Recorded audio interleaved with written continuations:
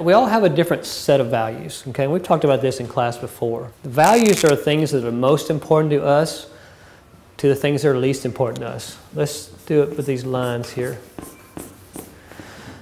Now, everyone in here has their own set of values. The things that are most important to the things that are least important. And we all agree about that.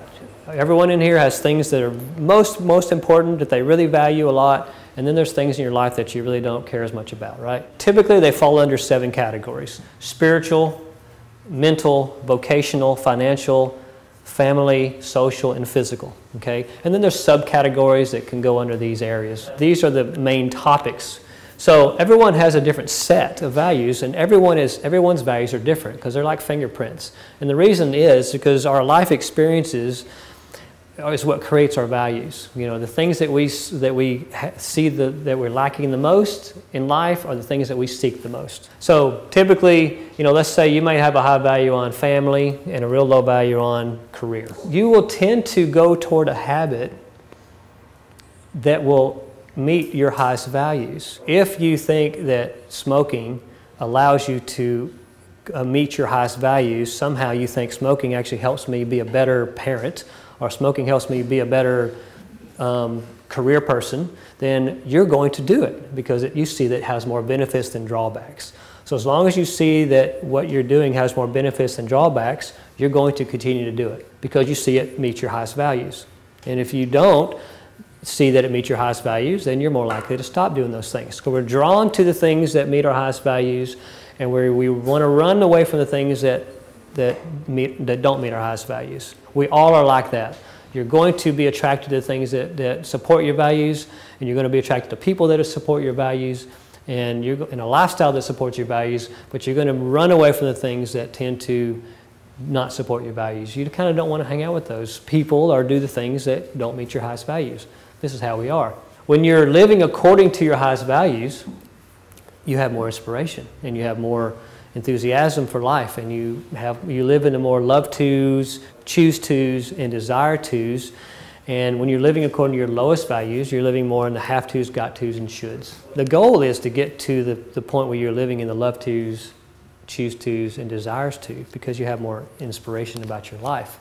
So if you feel that your life is not inspiring, if you feel that you're bored with life and you don't have really a purpose or a mission, then you tend to go more toward foods and drugs that help you feel better about your life because you're not inspired about your life. So you want to escape your life. So I see this with patients who are they're not inspired about their job, their relationship, their money, their career, and then they want to escape that. If you're living in your life that's inspiring and you're loving your life, then you're not typically wanting to escape that. You want to live it and be in it, but you don't want to live into a life where you aren't loving it. And so that's an underlying subdiction for people who have stress issues. Because it's very stressful when you're not living a life that you're enjoying. It causes problems. So you want to tend to, how can I get an artificial stimulant for this life that's boring, that I don't really care about, that I'm not really loving? So let's talk about stresses for a second. Stresses come in 3 things: chemical, physical, and emotional stresses. There are no other types. They're all going to fall into that category. CPE, this is what we teach people at the office. Anytime someone comes into me with a symptom of any kind, they have chemical, physical, or emotional stresses, period. And our job is to find out what they are, okay? If you can find out what they are, then you have a chance to fix someone. A chemical stress might be something that you're putting in your body or not putting in your body that causes stress. For instance, a lot of these foods that are de-stressors, such as caffeine or tobacco or drugs or painkillers that you perceive as causing less stress for you, actually creates chemical stress on your body. If you don't exercise or if you do too much exercise, it can cause physical stress on your body. So it can go either way. You're either not doing enough or you're doing too much of something. Excess or deficiency. Emotional stresses, that's all about how you are perceiving your life. How do you look at your life, and how do you judge your life? How do you perceive your life and perceive the stresses in your life? That can create imbalances as well. So imagine having all 3 at one time, then you have crashes. So anytime that you have any kind of stresses, you're going to have symptoms. So again, symptoms are your body's way of telling you that there's something out of balance, emotionally, physically, or chemically. Now, Symptoms are also anxiety, depression, boredom, okay? They're also high blood pressure. They're also stomach problems. They're also headaches. Those are also symptoms. Being bored with your life is a symptom. Being depressed is a symptom. When you have these things, one of the common things that people do is take what? Take a medication. Doc, I'm feeling depressed. Here's an antidepressant. I'm having pain. Here's an anti-pain pill. You know, everything is basically trying to stop your symptom. Now, what we do instead is let's look at the reason why you're having those symptoms. It's just the same exact way when you have addictions. Let's look at the underlying causes and the reasons why you're having the addictive behaviors. Because you're doing them for a reason. Addictions have value. They are helping you in some way. And some people, when I say that, go, well, there's no way this smoking is helping me, or this marijuana, or this cocaine, or this alcohol is helping me, or this dip is helping me, because they are resenting it. But guess what? It is actually helping you, or you wouldn't be doing it in the first place. There's a reason why you're doing these things. You don't just go eat these foods for no reason. You don't take this cigarette for no reason. So one of the first steps to take is to identify what is the benefit that you're getting out of doing this certain thing. So when I tell people this, they sometimes say, oh, there's nothing good about this. There's nothing good about me smoking. I wish I wouldn't do it. But the answer is that's not true. You're not going to do it unless you have some kind of benefit out of it. That's how we are. There is some reason why you're doing it. And the first step is identifying that. Just get it out on the table. Quit trying to hide the fact and saying, well, I'd love to stop doing this. I wish I could stop doing this addictive thing. Well, that's not true. You don't wish, because the benefit you're getting it, you want to have that benefit out of it. So let's say smoking, for instance. One of the benefits I see people have of smoking is what? They feel relaxed. They can think more clearly. They have less stress. They get angry less often. Does that make sense? Mm-hmm. So guess what? If you stop smoking because you think, oh, I hate smoking, it's not helping me out, and you don't have a different tool to give you these same results, then what are you going to do? You're going to go right back on it again. This is why people have relapses all the time. Same thing with drinking. People take a drink, it makes them feel better. They feel less inhibited. They feel less stressed when they drink. They feel like they are funnier. You know, people like them more in their perception, right? Okay. If they don't substitute with something else to give them the same results, then they go right back again and relapse. 5 to 10% of people that go to AA actually get helped. 90 to 95% relapse. And this is why. Because they're trying to stop doing something and run away from something, but you can't run away from something because it's going to just follow you unless you appreciate what it does. So that's why the first step is identifying what are you getting out of doing this addictive behavior, and how is it serving you, and let's just appreciate that you've figured this out. Because honestly what I find is people have choose different addictive behaviors because it's the quickest way to get the result that they're looking for. If you're feeling anxious, if you go into work and you feel anxious and stressed and angry, you walk outside, have a cigarette, good, I'll go back in, I'll feel better now. It takes you 2 or 3 minutes and you can feel better, right? Or you take a pill, oh, I feel better now. Good. So if you don't have a different way of achieving that same result, why would you stop? It doesn't make any sense that you would stop. And your coworkers will say, go smoke a cigarette. Get out of here, please. Can come back in when you're done. So it's about finding a different way of getting that same result. The subdiction is what's causing you to have stress in the first place? What's underlying this whole thing that you aren't able to somehow manage your emotions more effectively? Because we all have the ability to manage our emotions. You just have to have the tools to do it. If you don't have the tools to do it, then you're going to find an artificial way to do the same thing outside of you, which does work. Congratulations, you found a way to get a result. But if you do that long term and it becomes an addiction, then that becomes a detriment to your health instead of actually helping you out in the first place. Because I have no problem with people smoking. It's just about how often are you doing it and why are you doing it. If you're doing it to escape something, that's a problem. If you're having a cigarette occasionally because you just want to have one, just because you're choosing to, not because you have to or need to, that's a whole different energy. Because I think that the guilt and shame that people have of, say, having a piece of pie and they feel better from it is worse than the actual pie that they're having. So the emotional stress you're having with your addictive behavior is far worse than the actual behavior, I think, because now you're creating emotional stresses inside and you're internalizing things, which is going to make you go for even more. And that's why it builds and it escalates. Now 1 or 2 cigarettes, now you're going to go 3 or 4, 5 or 6, because now you have the guilt and shame around it tied into it. It's about taking a look at them from a different angle, from a different point of view, and not being angry at yourself or beating yourself up, which I think people do for having these addictive behaviors. It's about first appreciating what it is giving you, okay? Step 1. Step 2, what's some other viable options that I can do that gives me the same result that will actually get me to the same place? What else can I do to relax? What else can I do to feel less stress? What are other things that are actually helping, that are actually more healthy for my life that can actually give me the same result? Maybe I go for a walk. Maybe you take 2 or 3 minutes to take some breaths. Maybe you stop for a moment and you just take a minute in silence for a second. Maybe go for a walk. Like I said, go exercise or talk to a friend. Until you find a different way of dealing with whatever it is the stress is, then you're not going to stop, because it doesn't make sense that you would. You're going to keep going for that food. Like you said earlier, you just go from one thing to the next because you're going to get that result because that's important to you to feel that way. You're not going to all of a sudden stop needing to feel that way. You're going to just find a different way of doing it. So if you can find a way that actually benefits your health, which is what your long-term goals are, now you've killed 2 birds with 1 stone. The subdiction is the things you are avoiding, the pain, the skeletons in your closet, the shame, the guilt from your past, which is underlying the reason why you're needing to go escape in the first place or needing to have pain relief in the first place. So it's about getting to what that is.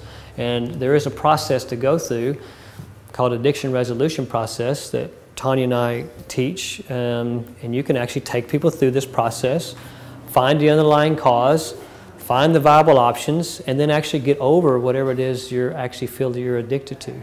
Because you're addicted to the subdiction, so to speak. You're trying to get a result, and you will manage to get that result, okay, somehow, if you don't find a way to do it. And again, your physiology will tell you.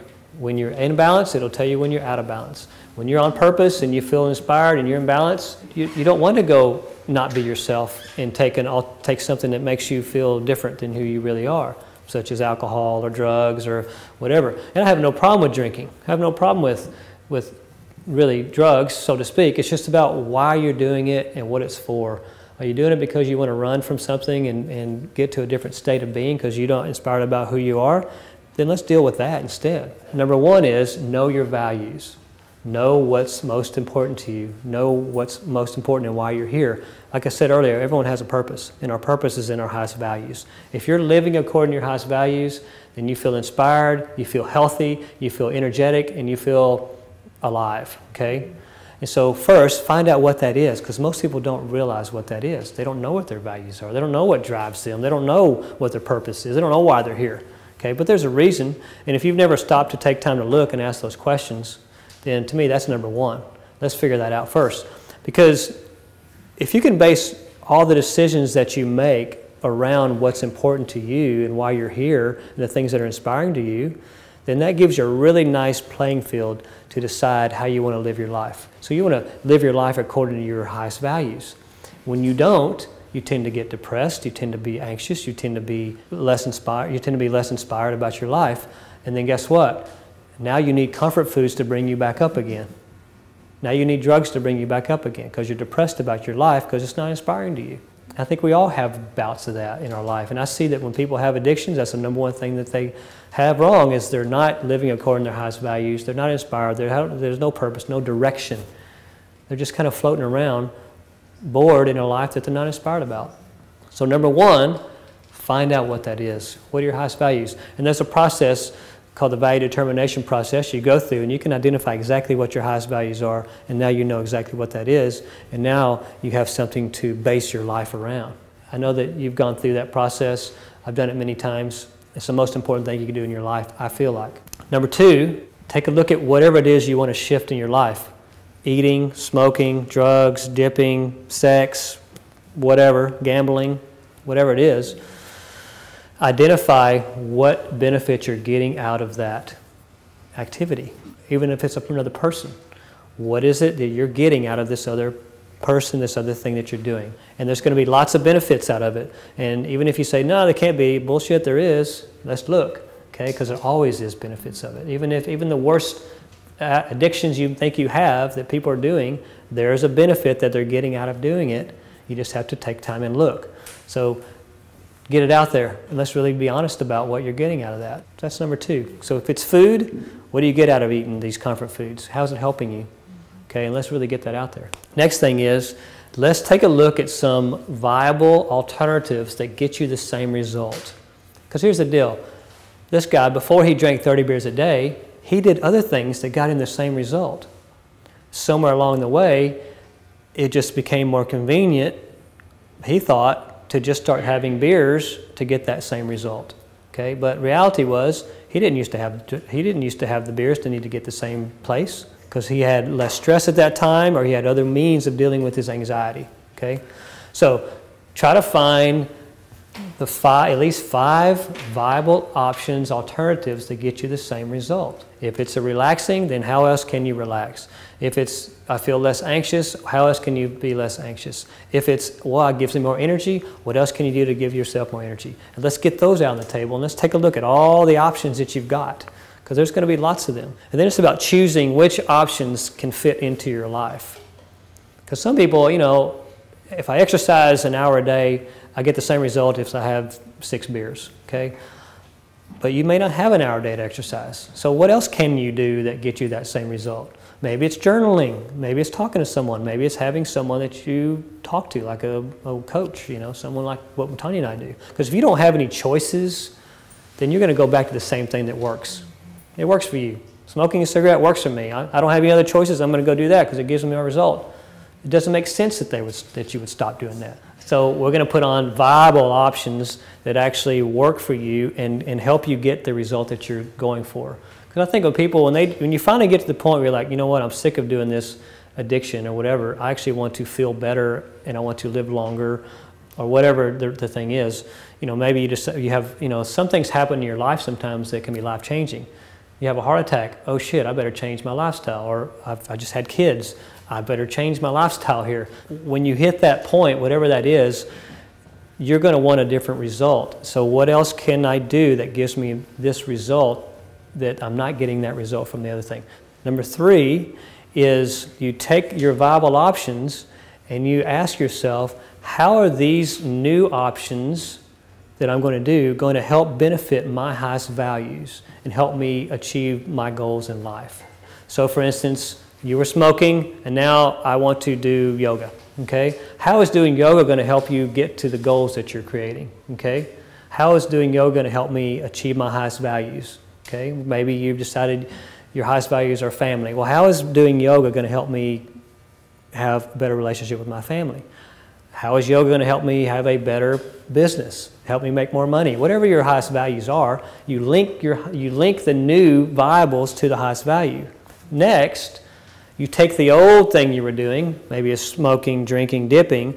How is doing this smoking, drinking, dipping, whatever it is, a drawback to me achieving my highest values and my goals? Before, you have in your brain, I've got to smoke, drink, whatever to get this result. And now you're seeing, if I smoke, drink still, how is that negatively affecting my life? And how is the new thing I want to do going to positively affect my life? You're creating new synapses and new thought patterns that changes your perception.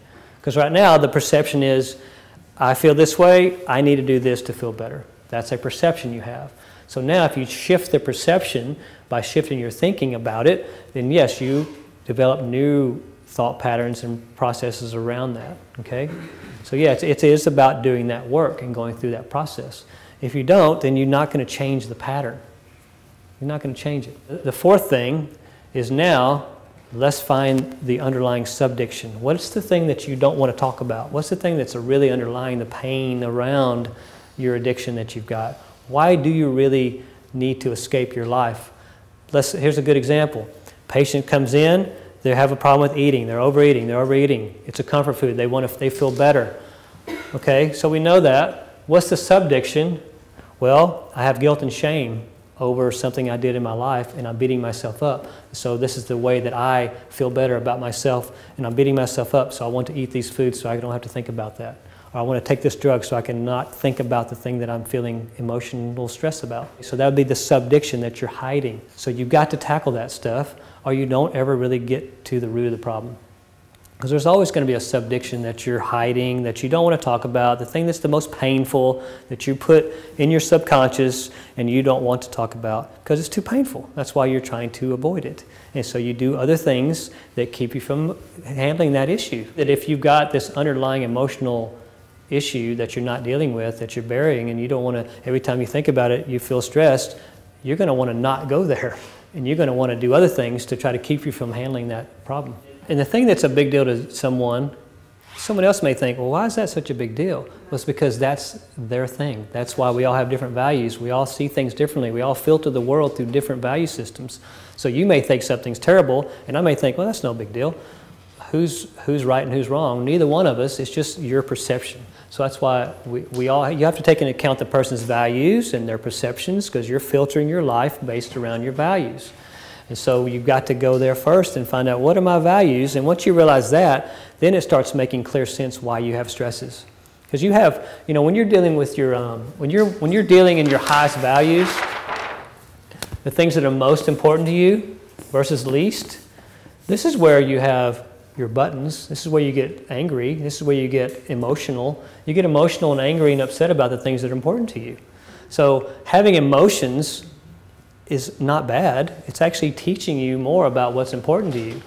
So a lot of people, when they have emotions, what do they want to do? Oh gosh, I don't want to have that emotion. Let me stop that. If I'm feeling angry or sad or depressed, people see that as a bad thing sometimes, when actually it's not a bad thing. It's your body and your physiology's way of telling you somebody or something is going against your highest values.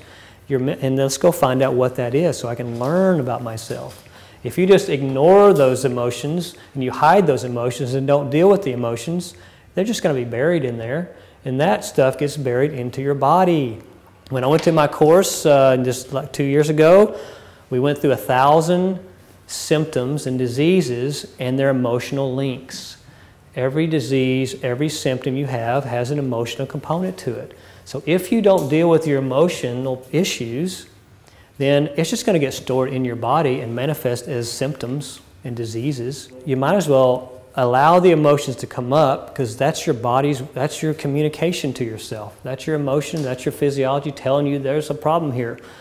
Let's work on that. The problem is, it's your options of what you do when you have those emotions. Because most of us, when we have emotional issues, you don't really know what to do with those things.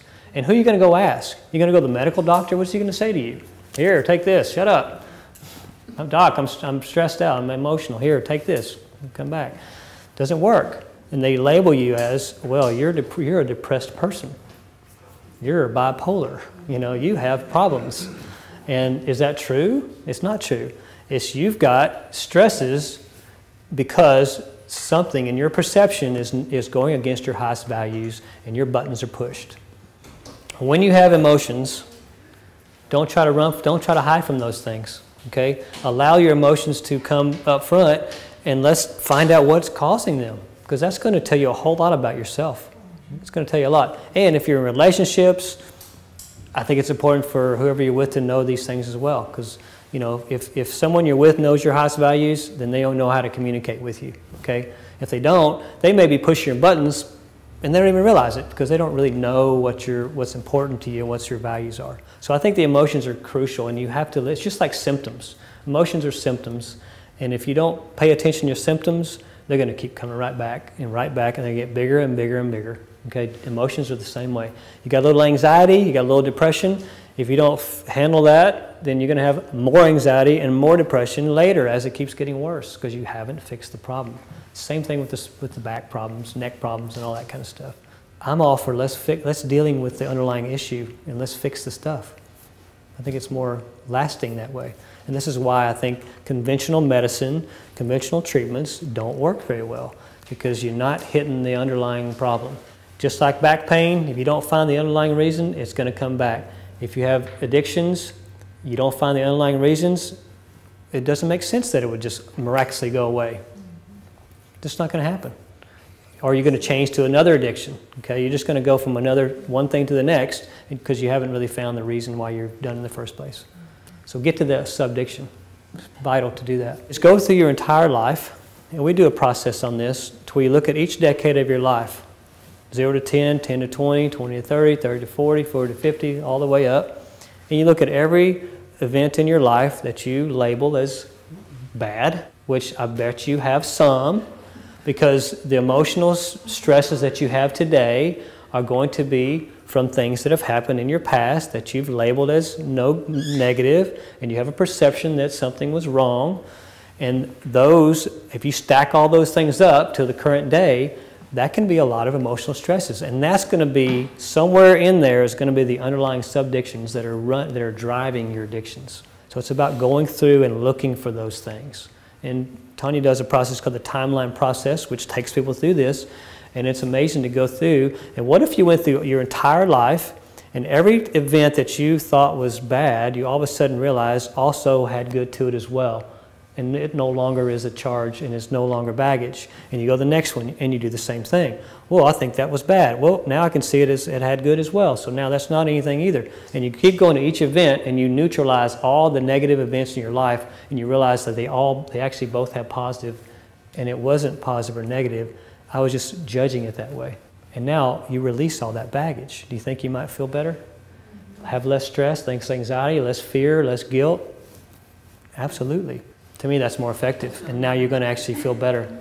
And your health's going to improve. You're going to make new choices. You're not going to think the same things you think now. Because everything that you judge today is because of a perception you have from somewhere in your life. So if you shift your perceptions about things in your life, you're going to shift your reality today, and then you get different outcomes and different results than you have now. So if you want better health, something needs to shift about your thinking.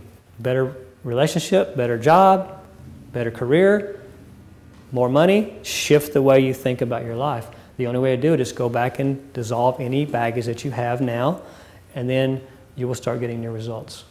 And your health improves drastically. You lose weight, you have more energy, you get rid of your diseases, symptoms go away, you feel better. It's not hard, but we haven't had the technology in our current health system to do that for people until now, which we have a tool to do that now, but it's not going to be through the medical profession any longer because they don't have that. It's not through drugs. You can't treat addictions through drugs. It doesn't work. If you would like, we do a thing called emotional wellness assessment. And it's a questionnaire you fill out, and it kind of gives you an idea of where your stresses are, and it can start to uncover some of these things that are covered up that you don't realize going on. That's kind of a first place to start. You know, and again, like I said, get really clear on your values and who you are and what's important to you. And then once you have that, it really is not that difficult at that point. And now you're going to get real changes in your health. You're going to reach your health goals that you want to reach. And again, it's not just about your health, it's about your entire life. Because you don't just have your health, you've got relationships, you've got your career, you've got your own identity and personal mission that you're here to fulfill. So it affects all of that whenever you deal with these kind of emotional stresses. They're just something to learn about. It's just a lesson to learn. All the challenge that you've had in your life, there's just something to learn from that. If you take the time to stop and look and see the lessons in all your challenges, you become less fearful of more challenges because you realize, hell, challenges are just here to teach me. Bring them on. Let's go. Let's have some more. Because every time you learn what a challenge is teaching you, you're not too worried about more because they never stop coming. You never not have challenges. And if you try to have a life where you are trying to live a life with no challenges, have you ever noticed it never works? I've tried it. It doesn't work. And so you might as well learn how to take the challenges when they come, learn the lessons, and really appreciate what they mean for you in your life, because that's why they're there, is to teach you. And then you grow. Now you go to the next thing, which means you have more challenges, but let's learn those as well. But guess what? You don't have to go back and repeat the same challenges because you've already learned those. You ever notice that when you have a challenge, you don't learn the lesson, guess what happens? Damn thing comes right back again. It's like going to school. If you don't pass third grade, you got to repeat the thing. So if you have a challenge, you don't learn the lesson, it's going to come right back again next year. And you're like, gosh, I just did this last year. Why am I doing this again? Because you haven't learned the lesson. That's the universe. That's what happens. It's going to keep doing it. That's its job, is to teach us how to grow and be, more inspired people and live our life and be, love our lives. That's why we're here. When you love your life and you love yourself, your health's going to get better because you deserve that. When you don't love your life, you have low self-esteem, low self-worth, why in the world would you expect yourself to have health? It doesn't work. Good health comes from the way you feel about yourself first, and then the rest comes easy. Because then you automatically start making new habits and making decisions that improve your health because you feel you deserve that and you want it because you have a life that's amazing. And if you have an amazing life and you feel you love it, then why would you want to leave it and escape from it? You want to live more of it. So that's about learning to deal with your emotional stresses. We can help you with that. That's what we do. It's one of our pieces of the puzzle here at the office. And you don't get that from a lot of clinics. I would say do the emotional wellness assessment first thing. That'd be the first thing to do. You take the assessment, we do a 20-minute follow-up, explain it to you, no cost, and then we got to go from there. Because we don't really know what it's going to take to it's like someone coming to me with a back problem. I have no idea what it's going to take to fix them until I can evaluate. And then I can let you know. So this is kind of evaluating what it is, and then let's come up with a plan of action. And when you have a good plan of action based around your goals, now we can actually get there. We can get you there. We just need to know what to do. Well, thanks for coming tonight. Enjoy the rest of your evening. You did good. Thanks for coming out. Yay. Thank you, Ben.